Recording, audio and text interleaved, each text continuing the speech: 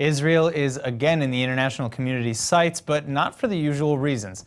No, Israel is now coming under fire for offering up to $9,000 to every Israeli citizen who wants to help remove African asylum seekers from Israel for deportation.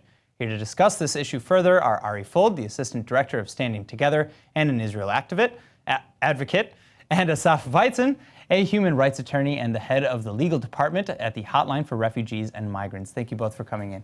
Thank you. All right, so my first question is, there are upwards of 40 to 50,000 migrants around living in Israel. Why can't Israel absorb them? And I'll start with you, Ari. Look, there are two problems here. First of all, the problem, the condition of people in, for example, southern Tel Aviv, whose life has turned into a living hell. Second, there's the compassion of Israel. In other words, people who are refugees, like we were in Nazi Germany, we want people to open the doors for that, so we would open the doors for refugees. There's an influx of tens of thousands of people who are not all considered refugees, and we don't have a responsibility on our own risk take people in just to take people in. Asaf? Well, first of all, since 2012, there are no newcomers. We have 40,000 people here. All of them are not being deported because they are refugees and asylum seekers. So the Israeli government, once someone is a foreign worker and he comes to a state which is not his own, they still can deport him. But once you're an asylum seeker or refugee or entitled to international protection, you cannot be deported. And therefore, we have 40,000 people. The vast majority of them are Eritreans and Sudanese, both countries that suffer tremendous human rights violations. And this is why they are here, and this is why Israel never tried to deport people to Eritrea and Sudan. So what do you make of this new plan to supposedly pay, individual citizens to join the cause?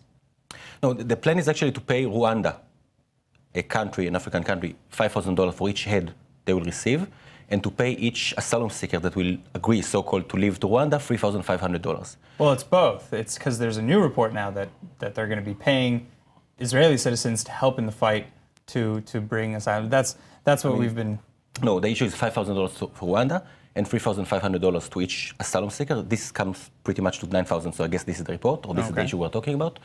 And the problem with this has been happening for a while now. The problem is that now Israel threatens asylum seekers in indefinite detention if they will not cooperate with their removal to Rwanda, which is not their country. Right. They are not going to be citizens or residents there. So, okay, I want to bring this question back to you. A couple of things. In terms of people who are asylum seekers or refugees, these are legal terms.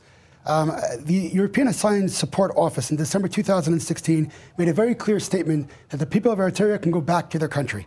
There was a court case in Switzerland, which they wanted to send a man back, and they said, it's fine, he can go back there. Although he claimed that his army service is threatening his life, the courts in Switzerland said, excuse me, sir, false claim.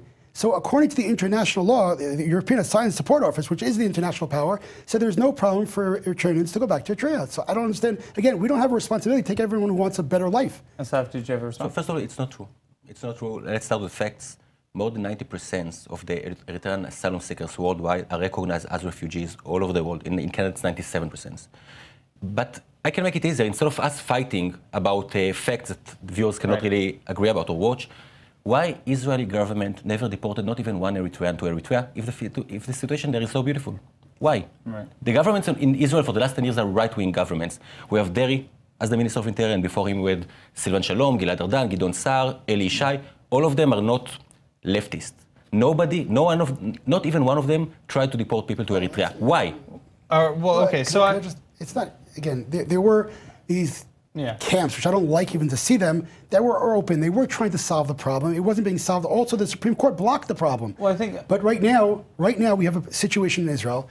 We have 40 to 60,000, depending on the numbers. So that's what I wanted to get back to, actually, because as Asaf stated, we haven't really had any new coming immigrants and refugees and asylum seekers coming to Israel in several years now, leaving us with between 40 and 50,000 people, roughly.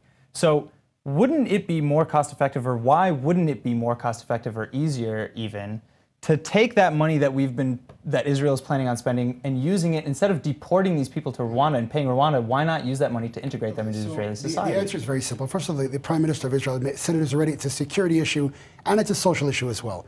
But again, the problem is the following. Our responsibility as moral people is taking refugees. Somebody wants a better life, that's very nice, but they can't come illegally and then claim I have rights to be here.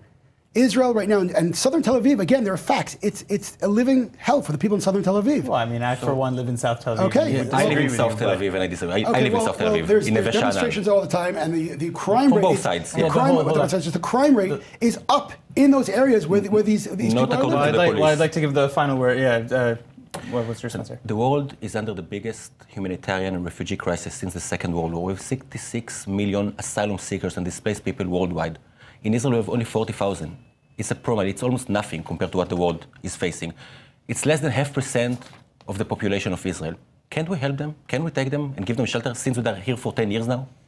It doesn't make sense that Israel will be the only country that doesn't recognize refugees at all. I have to say... Final words, because I really must end. We have less than 1% recognition rate of refugees in Israel. Switzerland sent them back to Eritrea. No, it's lie. It's a lie. European asylum said they can go back. Unfortunately, gentlemen, I'm going to have to cut it off right there. Thank you both for coming in. Thank you for having us. And speaking with us on the subject.